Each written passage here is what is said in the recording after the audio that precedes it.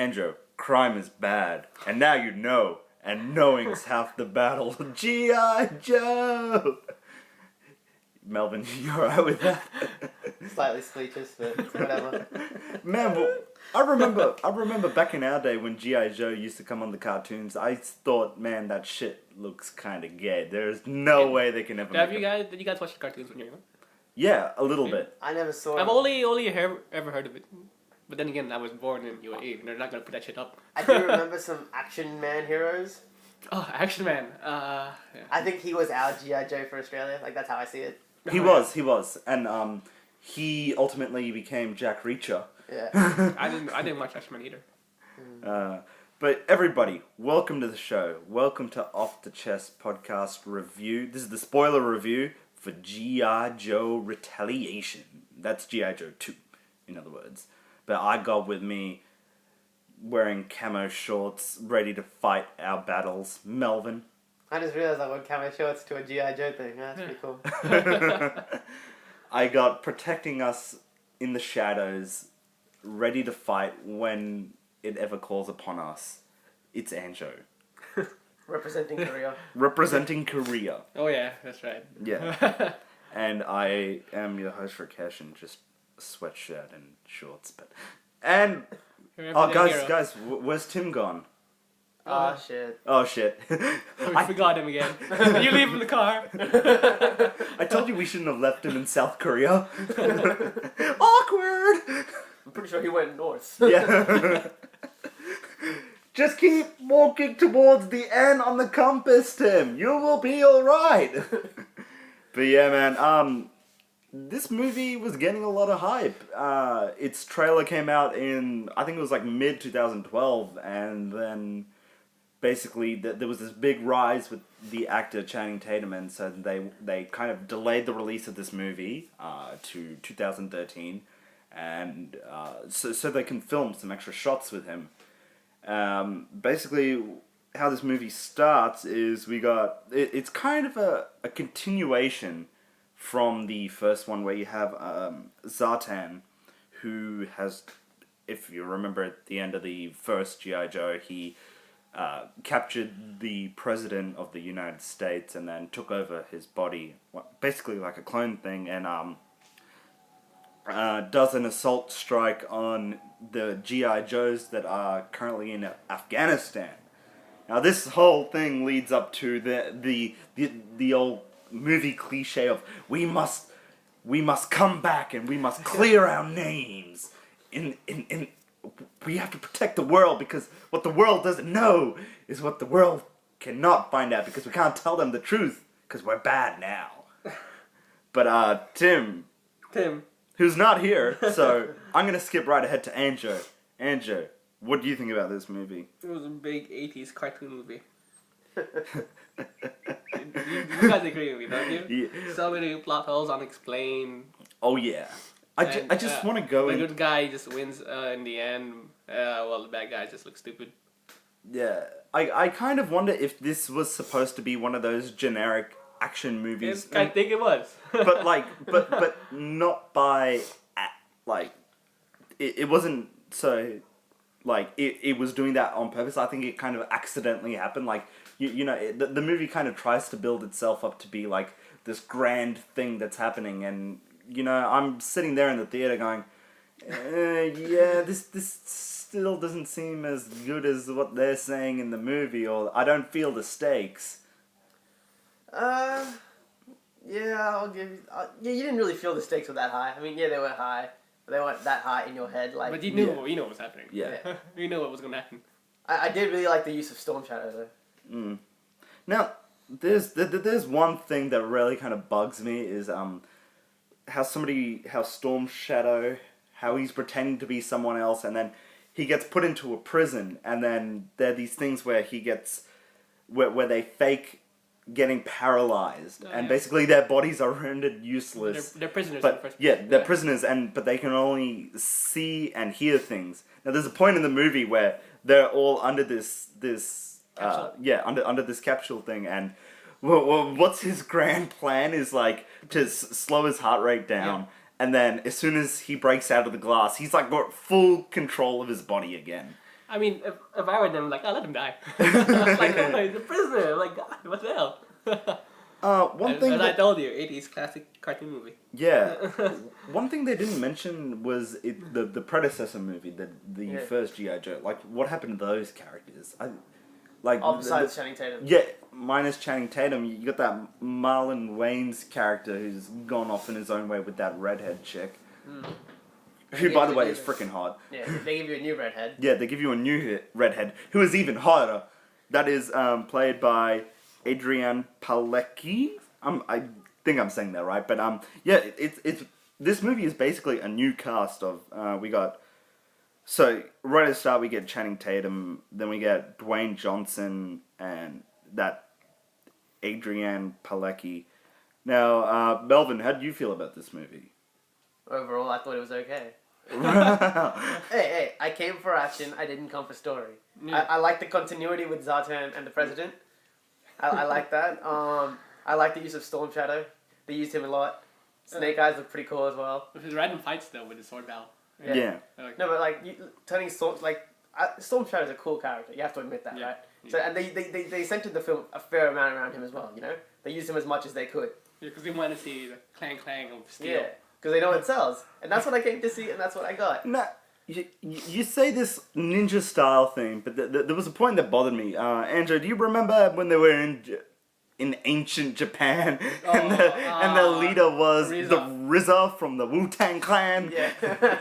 Who pretty much cotton balls on fake beard, and he's trying so hard to be an Blind Asian eyes. leader. He's trying so hard to be an Asian old guy. It's like, And So then- funny.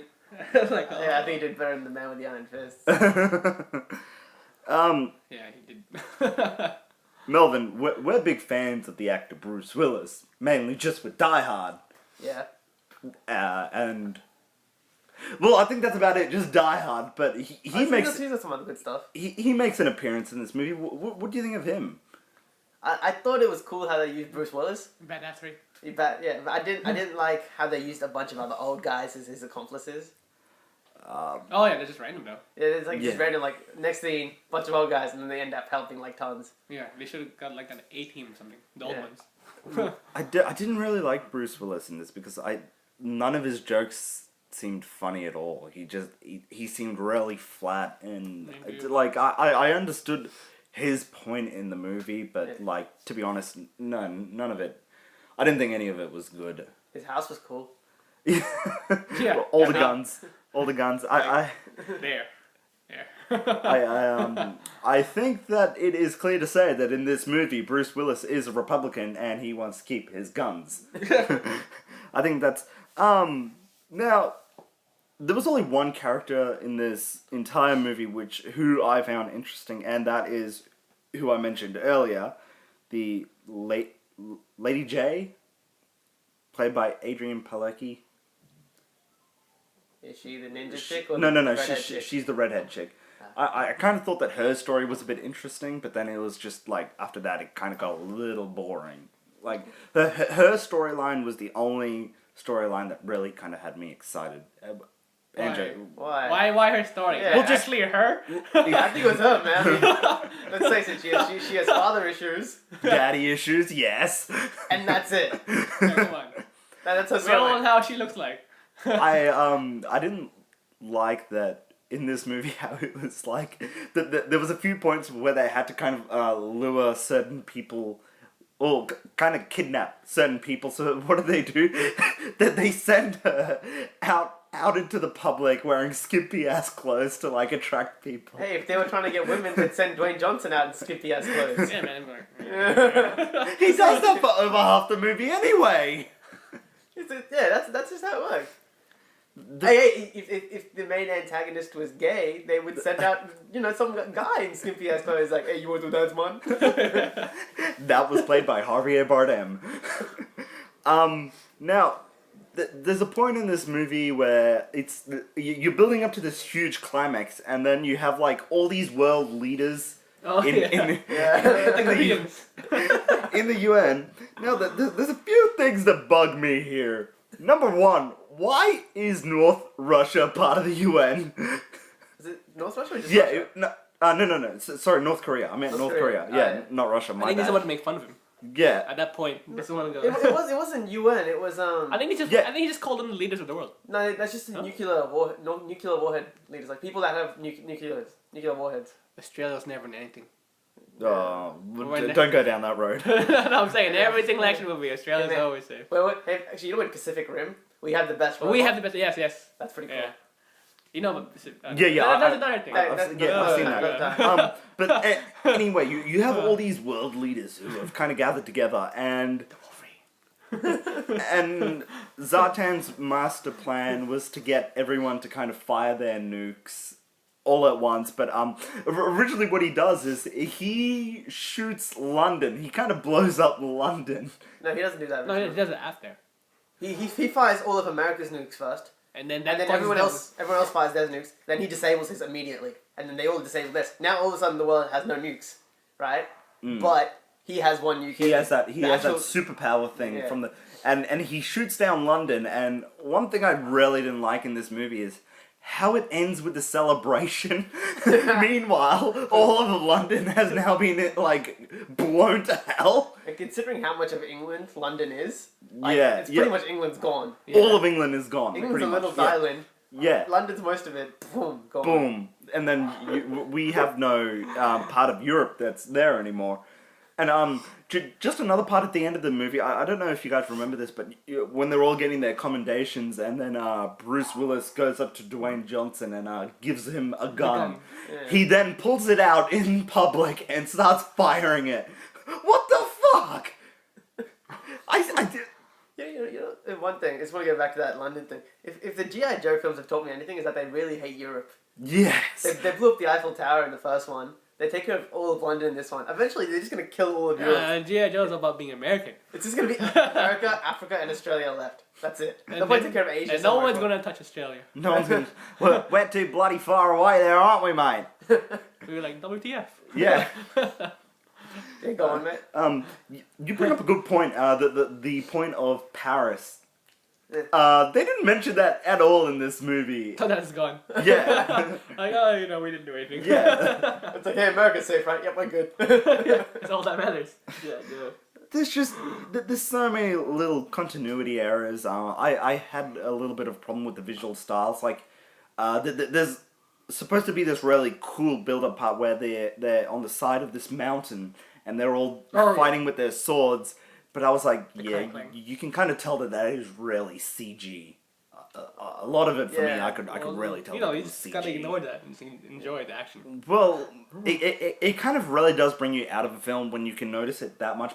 But then again, that was one of my favorite parts of this movie. Yeah. Do you guys have any favorite parts of this movie at all? Pretty much, I think when Stormcrow and Snake Eyes fight, it's a good scene. Yeah. Or maybe the non-action is when she bends over. When she bends that was... You know what, Andrew? You just groceries. reminded me. Yeah, They're like, that's oh, my favorite I have my part. groceries. Oh no, whipped cream went everywhere. Actually, one thing, as soon as this movie ends, you get rolling credits, and they have kind of scenes from the movie that had shown up. I noticed that a lot of them were deleted scenes because we didn't see those scenes in the movie. Did they? Were I didn't pay attention. Yeah. So I was like, the movie's over. You didn't pay attention because there was a part when the chick was getting undressed, and that's where was you long lost after. it. That's That where was you long lost. after, man. they? That's where you lost the plot. I remember there were scenes, I just don't remember them specifically. And there was that other guy that was part of their G.I. Joe crew, which I didn't really get along with him either. He was like the martial artist. Like You mean he's- the No. parkour? the parkour guy? Yeah, the parkour guy. Yeah, he was with the other two the entire time. I didn't. How do you guys feel about him? I didn't really like him at all in this He movie. was there to do things. If I was Channing Tatum, I would have left him there. He was like, Yeah. I ain't saving you, man. Yeah. Why did we have to lose Channing Tatum, man? God damn it, he's cool. Why couldn't we keep him? Actually, one more thing. Because we are all gamers. How did you guys feel about the scene where Channing Tatum and The Rock are gaming? Oh That was yeah, funny. I was like, man, that's embarrassing. that was hilarious. Like, what are you doing? Are you spinning around? Yeah, you see, it was like... Basically, the main scene after the opening credits is Channing Tatum and Dwayne Johnson playing Call of Duty, and they're trying to call out real tactical offenses. And surprisingly, that was the only part I laughed in this movie, and I actually thought it was pretty good. I thought, that's a little cute thing that they're doing right there. That was hilarious. I love that. That scene. was funny, yes. Now, this movie has been getting a lot of mixed reception right now. Obviously. Yeah. Some people are going to critic for its story, some will be for just, plain action. Yeah. But, as it stands right now, it's on the lower end. Yeah. But, Oh. speaking of ratings time, guys, Green time? Andrew, on a scale of 1 to 10, with 0 being the worst, 10 being the best, what you give this? I say 6 because I enjoyed the action, but the story is like, that's basically why I just gave it a 6. Good enough for you. It's enjoyable. It's not, it's not terrible. Yep. It's enjoyable. Agreed. So Melvin, you seem sure on what you're gonna give it. What you gonna give it? 6.75. Ooh. Give me a bit high, eh? Yeah.